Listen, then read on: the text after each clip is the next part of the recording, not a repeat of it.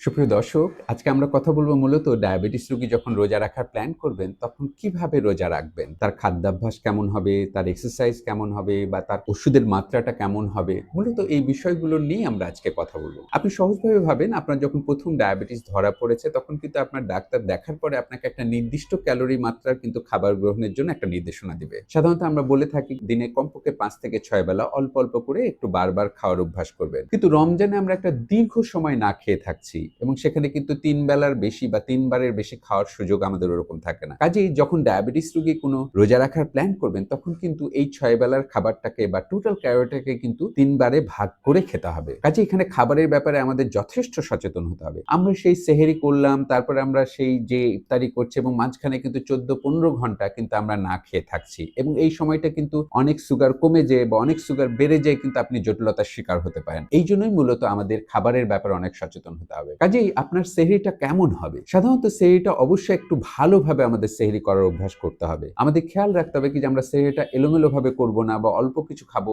খেয়েই আমরা রোজা রাখার প্ল্যান করব। এরকম আসলে বিষয়টা তা না। কাজেই আমরা সেহরিটা খুব ভালোভাবে করার চেষ্টা করব। এবং সেহরিটা কেমন সেহরি হবে? সাধারণত আপনি দুপুরবেলা যে ধরনের খাবার খেয়ে অভ্যস্ত, মূলত ওই খাবারটাই আপনার সেহরির সময় গ্রহণ করতে হবে। পার্টিকুলারলি আপনি ভাত বা রুটি খেতে পারেন। আপনি ২ কাপ বা ২.৫ কাপ আপনি ভাত খেতে পারেন বা ৩ টা বা ৪ টা রুটি খেতে পারেন। তার সাথে যথেষ্ট পরিমাণে শাকসবজি এবং ফলমূল খেয়ে নিতে হবে। এবং প্রয়োজনে প্রচুর পরিমাণে ফ্লুইড খেতে হবে। আমরা জানি যে দীর্ঘ সময় আমাকে না খেয়ে থাকতে হবে। আমার কোনো তরল গ্রহণ করার সুযোগ থাকবে না বা পানি খাওয়ার সুযোগ থাকবে না। কাজেই আমাদের চেষ্টা করতে হবে কি যে আমরা যথেষ্ট পরিমাণে যাতে আমরা তরল খাবার বা পানিটা যাতে আমরা গ্রহণ করি। পাশাপাশি আলাদাভাবে ফ্রুটস এর পাশাপাশি আপনি একটু দুধও খেয়ে নিতে পারেন। কাজেই আপনাকে চেষ্টা করতে হবে যে আমাকে সেহরির পিরিয়ডটায় যথেষ্ট পরিমাণে খাবার গ্রহণ করা এবং সেখানে যথেষ্ট পরিমাণে যাতে কার্বোহাইড্রেট থাকে, প্রোটিন থাকে, ফ্যাটও থাকে এবং এর সাথে শাকসবজি এবং ফলমূল থাকে বা দুধ থাকে। এইভাবে আমাদের একটা সেহরি করার একটা প্ল্যান করতে হবে। এবং আমরা সেহরিটা কখন করব? আমরা চেষ্টা করব সেহরিটা একটু শেষের দিকে করার। কারণ আপনি যেহেতু দীর্ঘ সময় খেয়ে থাকবেন এবং হাইপোগ্লাইসেমিয়ার একটা প্রবণতা থাকবে, কাজে আপনি যদি একটু আগে, আগে সেহরি করে ফেলেন সেটা ঠিক হবে না। আপনি চেষ্টা করবেন জাস্ট সেহরির শেষের দিকে এসে যাতে আমরা সেহরিটা করে ফেলি। এবং সেহরি করার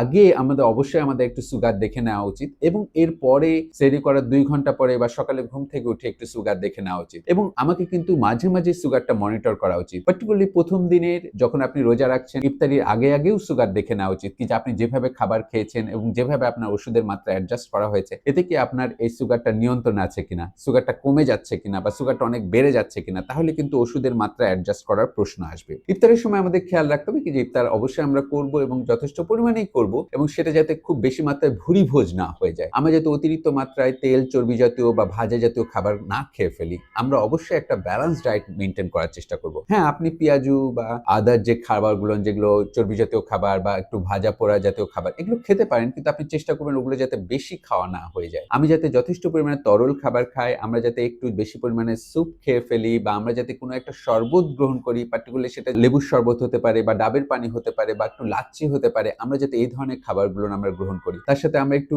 খেজুর খেতে পারি, ২ টা বা ৩ টা খেজুর খেতে পারি, পেঁয়াজু খেতে পারি। সেই পেঁয়াজু যাতে কম হয়, বেগুনি খেতে পারি, সেটা ১ টা বা ২ টো, বড় যাতে বেগুনি হলে আমরা ১ টার বেশি না খাই। তার সাথে সব ধরনের টক ফল বা মিষ্টি জাতীয় ফল এগুলো আমরা যাতে গ্রহণ করি এবং এর সাথে যাতে কার্বোহাইড্রেট গ্রহণ করি। সেই কার্বোহাইড্রেট যেকোনো ধরনের আপনার হতে পারে। আমরা যথেষ্ট পরিমাণে ইফতারি করব এবং আস্তে, আস্তে করব এবং একটু সময় নিয়ে করব, কোনো তাড়াহুড়া করব না। এরপরে অবশ্যই আমাদের একটা রাতের খাবার গ্রহণ করতে হবে। রাতের খাবারটা আপনি সকালে যেরকম নাস্তা করেন সে ধরনের একটা নাস্তা আপনি রাতের খাবার হিসেবে গ্রহণ করবেন। এটাকে আপনি স্কিপ করবেন না। আপনি চেষ্টা করবেন কি যে সে সময় অবশ্যই কিছু খাবার গ্রহণ করা। আপনি ১ কাপ ভাত খেতে পারেন বা ২ টো রুটি খেতে পারেন। এর সাথে একটু শাকসবজি বা ফলমূল গ্রহণ করতে পারেন এবং যথেষ্ট পরিমাণে আপনি তরল খেতে পারেন। আপনাকে অবশ্যই রাতের একটা খাবার গ্রহণ করতে পারেন। কাজেই আমাদের খাবারের ব্যাপারে যথেষ্ট পরিমাণ সচেতন হতে হবে। আমরা কিভাবে খাবার গ্রহণ করব এবং কতটুকু খাবো এটার ব্যাপারে আমাদের একটা প্ল্যান ফিক্সড করতে হবে। আমার খুব ভালো লাগছে, আমি অনেক বেশি খেয়ে ফেললাম, আবার আমার ভালো লাগছে না, আমি অল্প খেয়েই রোজা রাখতে গেলাম, তাতে কিন্তু বিপদের শিকার হবেন। কাজেই আপনার যদি মনে হয় যে আপনার খারাপ লাগছে বা আপনার আসলে সুগারটা নিয়ন্ত্রণ আছে কিনা সেটা কিন্তু অবশ্যই চেক করে দেখতে হবে। আমরা অনেক সময় মনে করি কি যে রোজা রাখলে হয়তো সুগারটা চেক করা যাবে না, গ্লুকোমিটারে দেখা যাবে না। কিন্তু সারা পৃথিবীর অনেক আলেমগণ এবং আমাদের যে ডাক্তার সমাজ সবাই একত্রিত হয়ে ডিসিশন নিয়েছে কি যে আমরা যদি রোজা রাখি সেই ক্ষেত্রে কিন্তু আমরা আমাদের সুগারটা কিন্তু গ্লুকোমিটারে চেক করতে পারবো।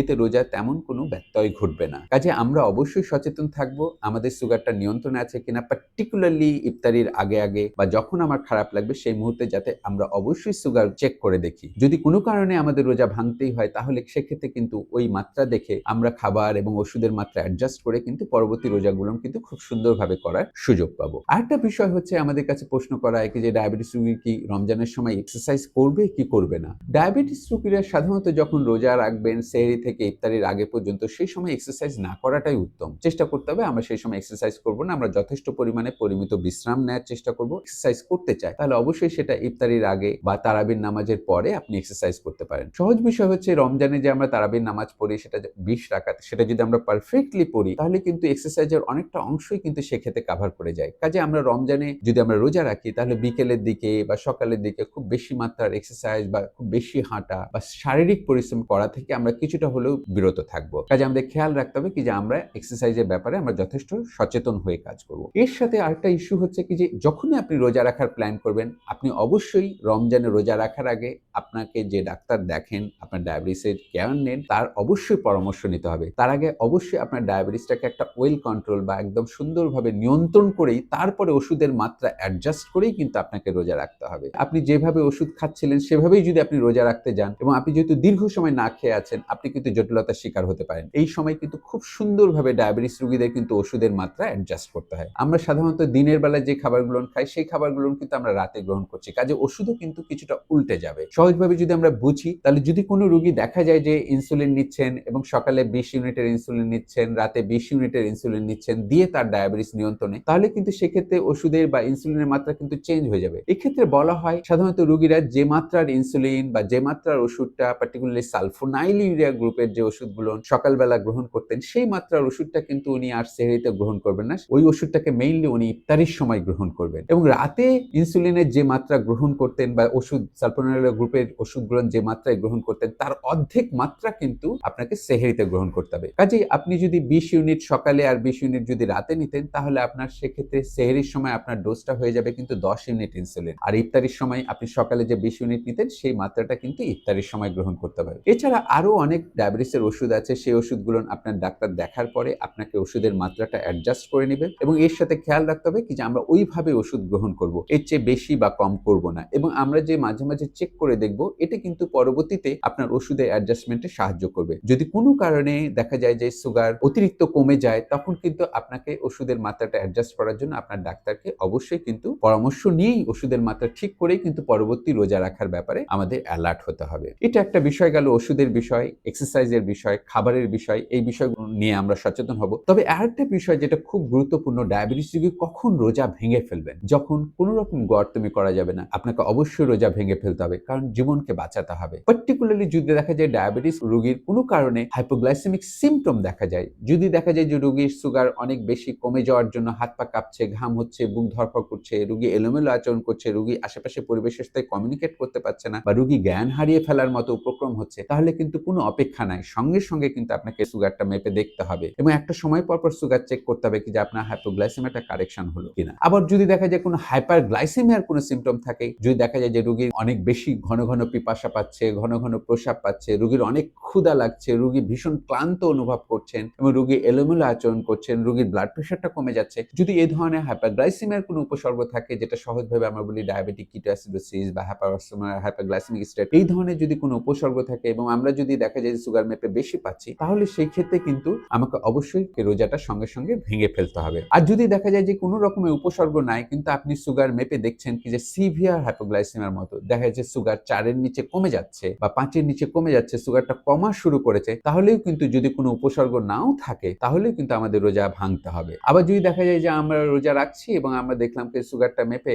যে ইফতারির আগে বা দুপুরে সুগার মেপে অনেক বেশি মাত্রা আছে, সেটা খালি পেটে দেখা হলো কি যে 16 বা 17 এর উপরে আছে, তাহলেই কিন্তু আপনি রোজা রাখা থেকে বিরত থাকবেন। আবার যদি কোনো অ্যাকিউট ইলনেস হয়, অনেক সময় ডায়াবেটিস রোগী যে কোনো কারণে ইনফেকশন হতে পারে, নিউমোনিয়া হতে পারে বা রোগী স্ট্রোক করে ফেলতে পারে বা একটা হার্ট অ্যাটাক হতে পারে বা একটা অ্যাকিউট গ্যাস্ট্রোএন্টারাইটিস হতে পারে, রোগী একদমই খেতে পারছে না, যা খাচ্ছে বমি হয়ে যাচ্ছে বা পাতলা পায়খানা হচ্ছে, যেটাকে আমরা অ্যাকিউট ইলনেস বলি। যদি এ ধরনের কোনো উপসর্গ থাকে বা এ ধরনের কোনো রোগ হয় সেক্ষেত্রে কিন্তু ডায়াবেটিস রোগীকে অবশ্যই রোজা ভাঙতে হবে। কাজেই দর্শক আমরা খেয়াল করে যদি দেখি ডায়াবেটিসের অধিকাংশ রোগীই কিন্তু যদি একটা প্ল্যান করে এবং ডাক্তারের তত্ত্বাবধানে থাকে এবং উনি যদি বিষয়গুলোকে একটু ব্রেনে নিয়ে নেন যে ডায়াবেটিস রোগী রোজা রাখতে হলে কি ধরনের বিপদ হতে পারে এবং সেই বিপদগুলোকে আমরা কিভাবে সামলে নিব এবং সেই বিপদকে আমরা কিভাবে প্রতিরোধ করতে পারবো, এই বিষয়ে যদি আমরা একটা সার্বিক একটা জ্ঞান অর্জন করি এবং সাথে যদি ডাক্তারের একটা তত্ত্বাবধানে থাকি এবং ওষুধ যদি পারফেক্টলি অ্যাডজাস্ট করা হয় এবং এই বিষয়গুলোকে যদি আমরা ব্রেনে নিয়ে নিই, তাহলে কিন্তু ডায়াবেটিসের অধিকাংশ রোগীই কিন্তু চাইলে সুন্দরভাবে রোজা রাখতে পারবে। অবশ্যই আমাদের সবাইকেই রোজা রাখতে হবে। আমরা অবশ্যই সচেতনভাবে ডাক্তারের তত্ত্বাবধানে থেকে তারপরে আমরা রোজা রাখার চেষ্টা করব। এটা যাতে আমাদের ভুল না হয়। সবাই সুস্থ থাকুন, ভালো থাকুন। আল্লাহ হাফেজ।